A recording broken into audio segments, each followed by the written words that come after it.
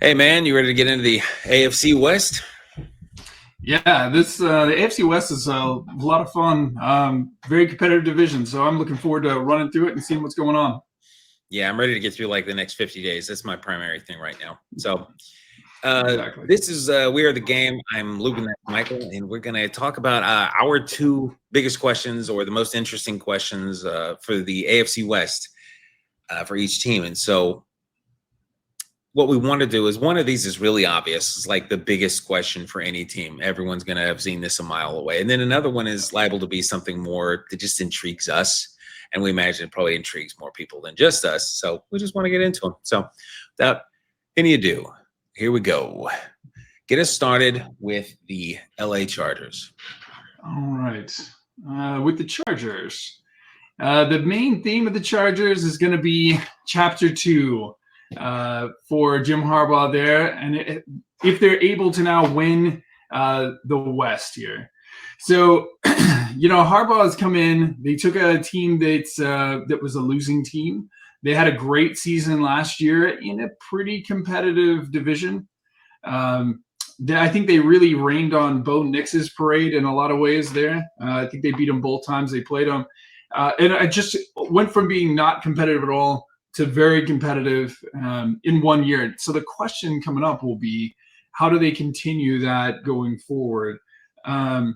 They've got one of the more intriguing running back duos, I think, going into this year that I'll be very interested to see how that works.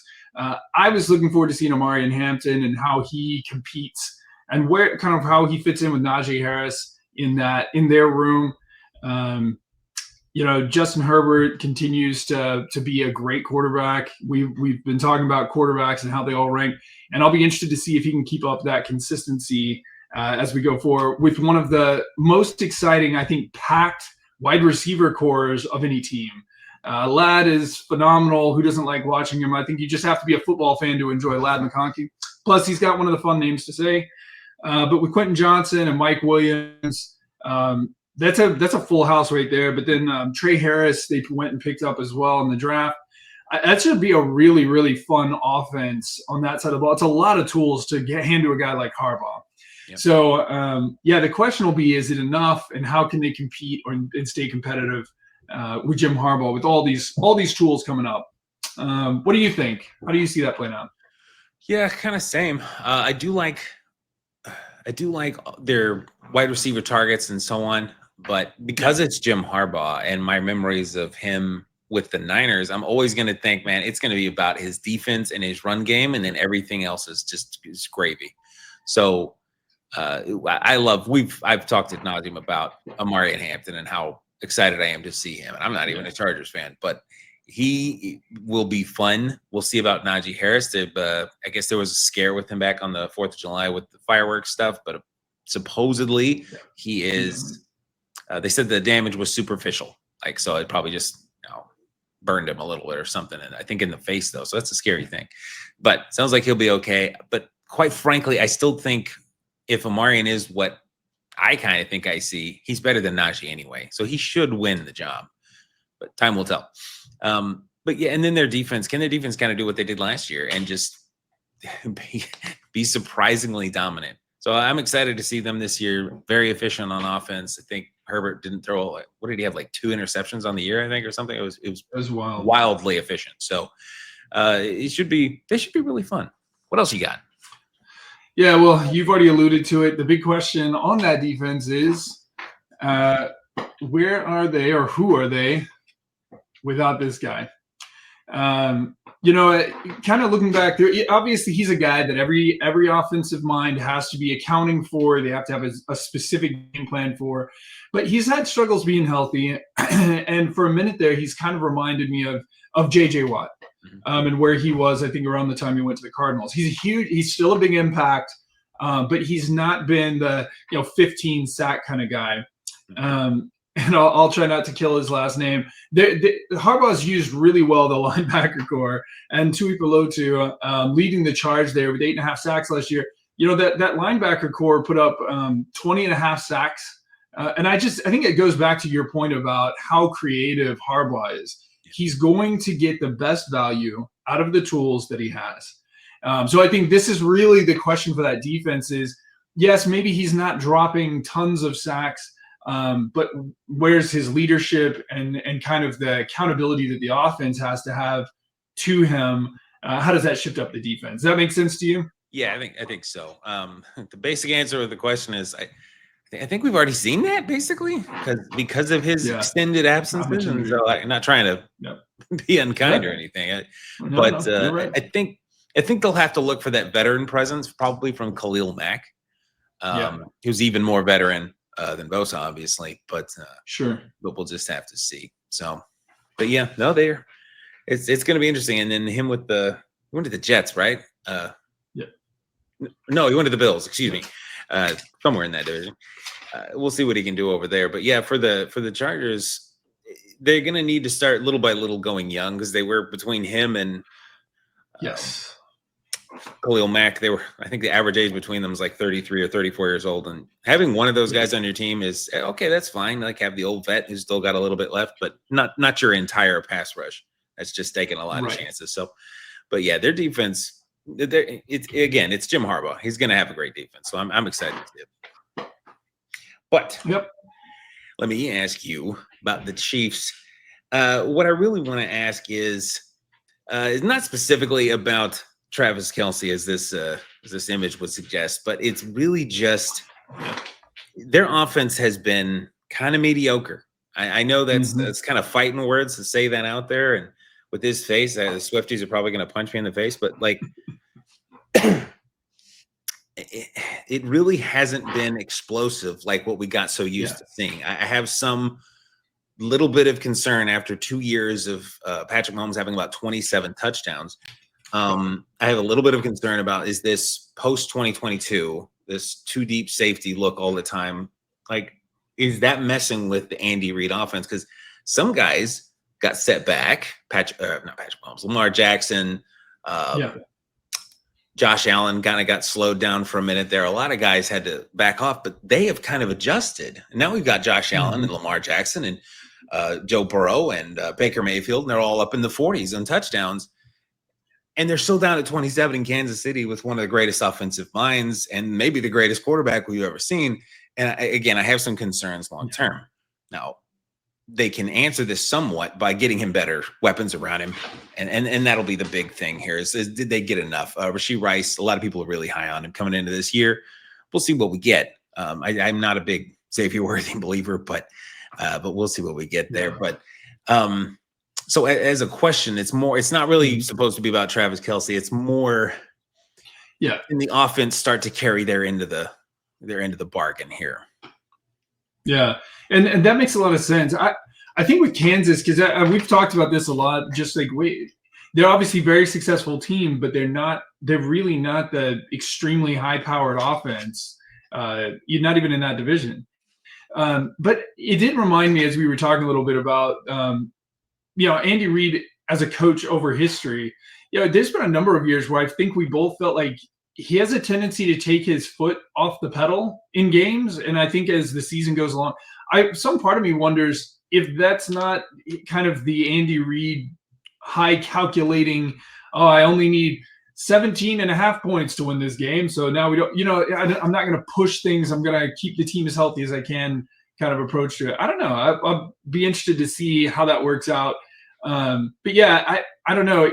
In that vein, I almost think we're not going to see them come up with some massive numbers just because I wonder if Andy isn't the thing behind that, if that makes sense. But what's the other question out of Casey? Well, the other question is kind of on the other side of the ball, and it's can their defense just keep on kind of carrying that weight? Their defense has been top 10, I think, the last couple of years, and it's had them to the Super Bowl and had them winning the Super Bowl once.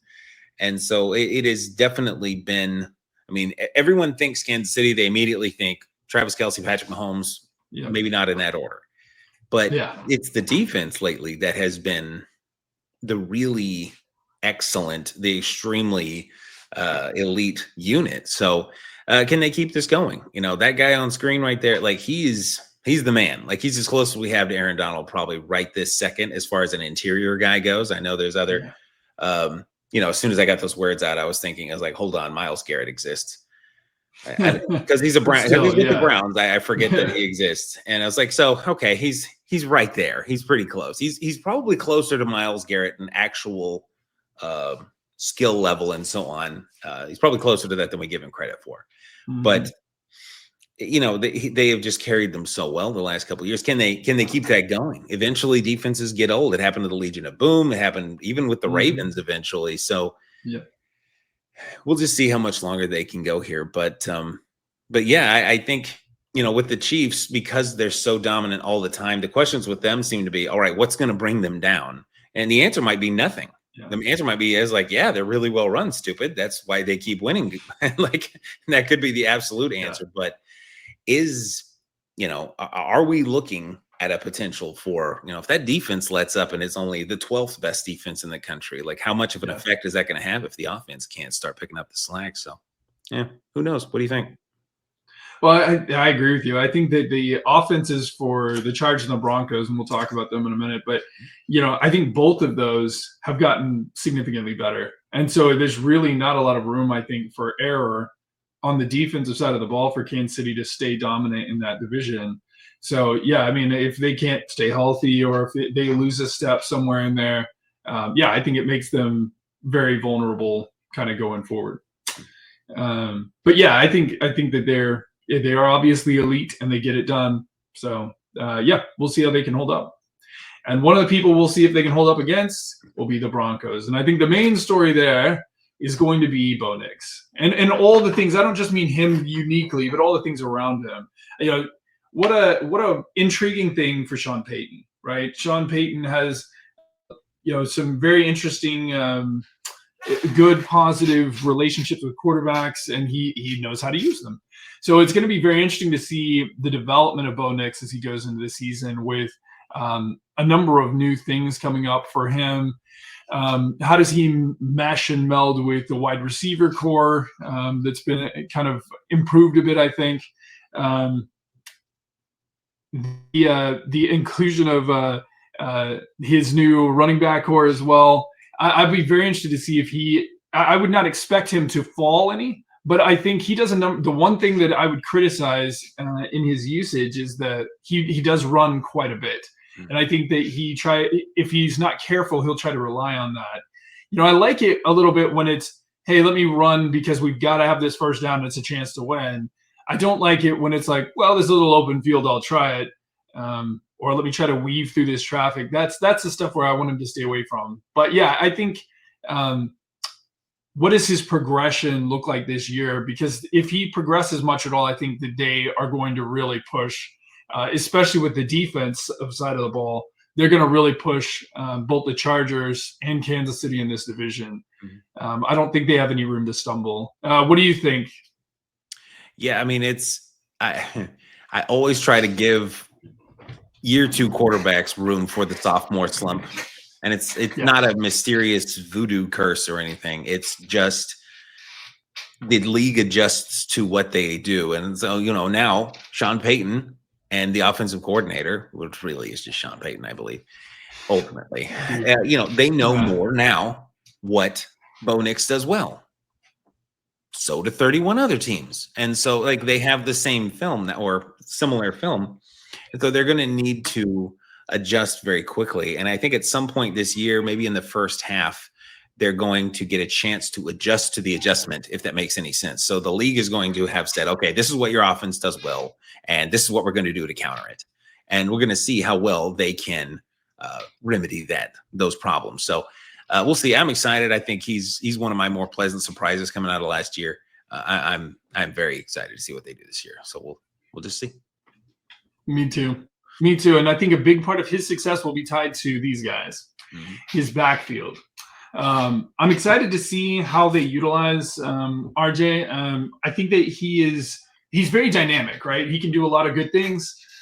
And I think he fits what we've seen from Sean Payton and what he likes to work with. But that's that step from college to the NFL. How does he do? He's not a very big back, but he makes up for that in quickness. So I'll be very interested. I think that there's a lot of pressure on him.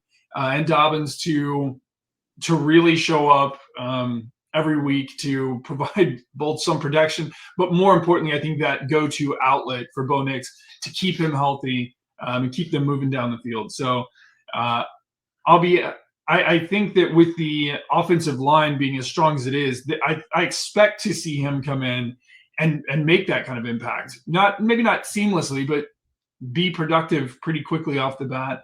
And just see if he can't make that transition in the NFL fairly smoothly. Do you see him doing that, or do you think that he'll be kind of in that group where he's going to platoon more with Dobbins? I imagine the platoon idea will happen if they feel like they need it. That'll be a play it by ear kind of thing. Sean Payton is not the guy that's like, he's going to get 25 carries a game. I don't care how well he's doing. He's not really that guy.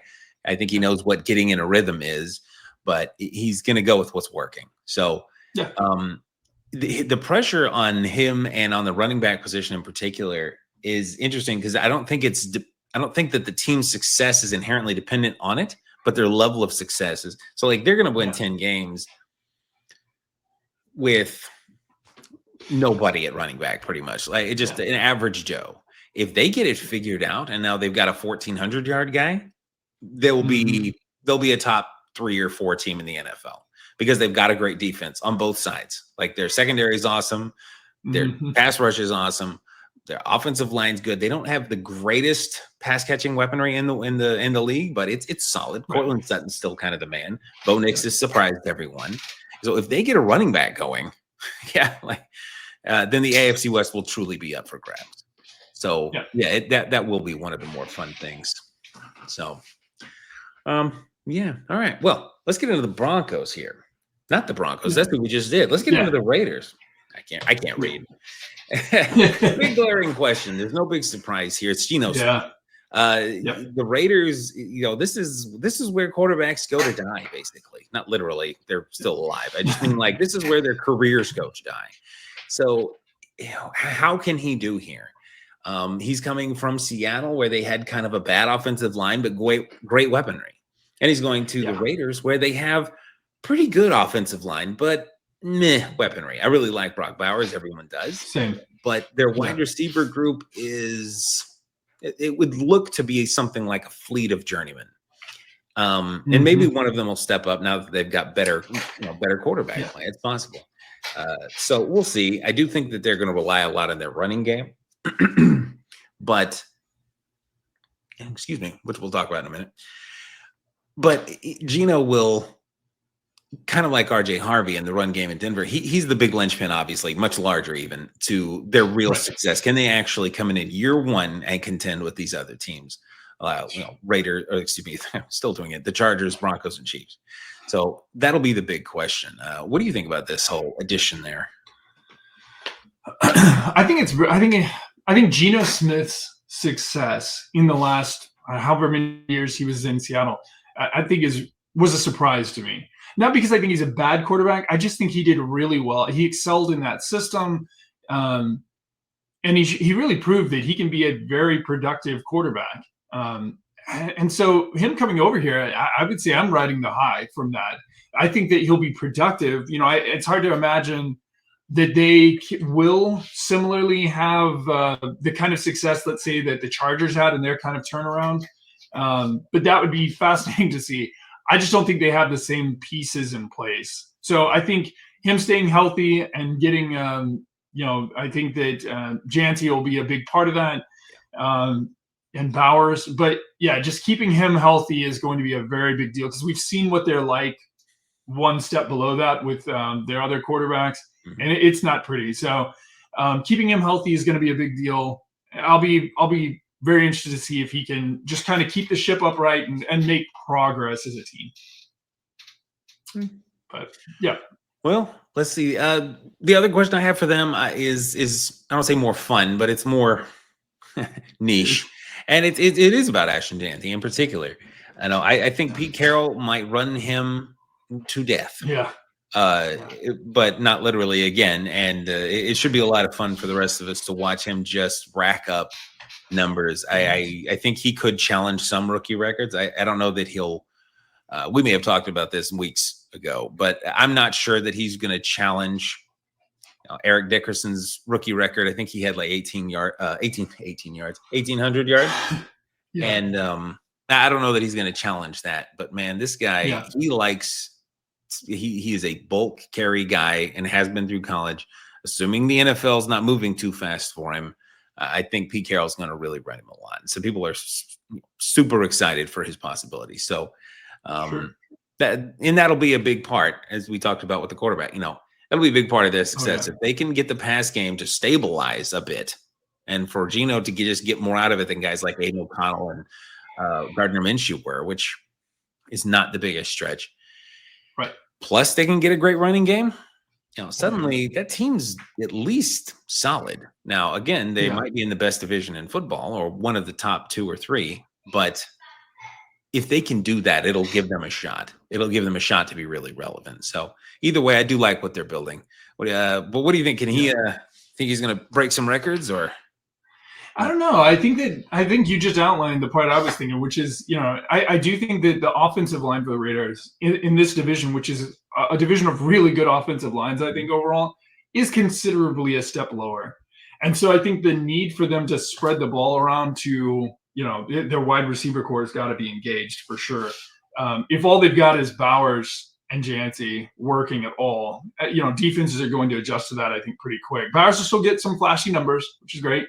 But I think it'll make it a lot harder for him to achieve those goals. So I think, as weird as it may sound, the wide receiver core showing up and getting on the same page with Geno, I think is going to be key to him breaking those records. But I'm excited to see what he is. I love running backs in general, one of my favorite parts of the game. So to have seen this resurgence of running backs, this is a great time for him to enter the league, where a lot of people are excited about running games in general across the league. So. I expect him to challenge for some records. Let's put it that way. We'll see if he can break them. It's a tough team to kind of walk in and try to accomplish that with.